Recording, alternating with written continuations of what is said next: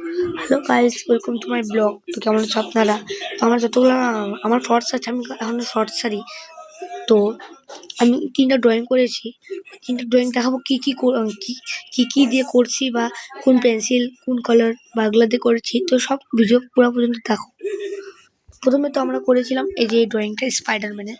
প্রথমে আমি এটাকে মেকানিক্যাল পেন্সিল দিয়ে রাফ করছিলাম। মেকানিক্যাল পেন্সিল, এই যে মেকানিক্যাল রাফ করার পর এগুলো সব মানে একটা বক্স দিয়ে করা হয়েছে। এরপর এগুলোতে কালার পেন্সিল, যেরকম দেখতে পাচ্ছেন না, স্কাই রং আছে, রেড রং, এগুলো সব মানে কালার পেন্সিল দিয়ে হয়েছে। এদিকে সব পেন্সিল আর এদিকে সব মানে কালার পেন্সিল। তারপরে এসেছে আমাদের এই যে গোকু, মানে অ্যানিমেশন। অনেকেই দেখে যারা, তারাই জানবে অ্যানিমেশন। তো এটা আমার করতে অনেকক্ষণই লেগেছে, ভাবলাম সেরকম 1 ঘন্টা মতো, কেন কি এটার রাফটা অনেক মানে ডিফিকাল্ট। প্রথমে আমি করেছিলাম মেকানিক্যাল পেন্সিল দিয়ে পুরোটা শেডিং টেডিং করে। তারপর এখানে যেগুলা এই যে প্যান্টার জায়গায় আমি করেছিলাম সব পেন্সিল দিয়ে, এগুলো সব পেন্সিল দিয়ে। আর এটা হলো মানে ডিপ পেন্সিল, কালার পেন্সিল না। আর এগুলো সব পেন্সিল দিয়ে।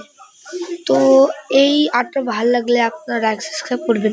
এরপরে আসবে আমাদের এই ড্রয়িংটা, যেটা আমি একদম পুরো সেলেটিভ লাগাই দিয়েছি।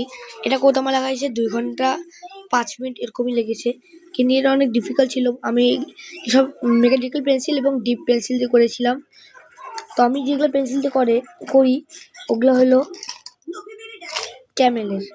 ক্যামেলের এই আপনার সামনাসামনি দেখাবো, ক্যামেল ড্রয়িং পেন্সিল। এগুলার পেন্সিলগুলো খুব ভালো কোয়ালিটি। তো এগুলা দিয়ে আমি এই ড্রয়িংটা করেছি। এটা অ্যানিমেশন কোনো, আমি গুগলে সার্চ করতে করতে এই ড্রয়িংটা দেখেছিলাম। যেটা করতে অনেকক্ষণ লাগছে। ভিডিওটা ভালো লাগলে লাইক এবং সাবস্ক্রাইব করবেন।